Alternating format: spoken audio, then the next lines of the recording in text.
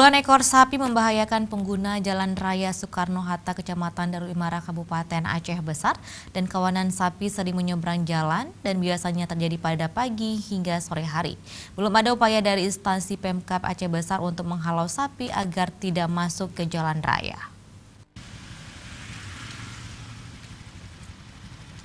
Kawanan sapi ini mencari makan di pinggiran jalan di kawasan sepanjang Jalan Soekarno-Hatta, Kecamatan Darul Imara, Kabupaten Aceh Besar. Karena di atas trotoar jalan banyak tumbuh rumput hijau. Banyaknya hewan tersebut cukup membahayakan pengguna jalan raya, khususnya roda 2 dan roda 4. Pasalnya sapi ini sering menyeberang jalan. Permunculan hewan ini terjadi pada pagi hari antara jam 8 pagi hingga sore hari, yang sering meninggalkan kotoran di pinggiran jalan. Tidak hanya itu, hewan ini juga sering memasuki wilayah kota Banda Aceh seperti sekitar Batoh.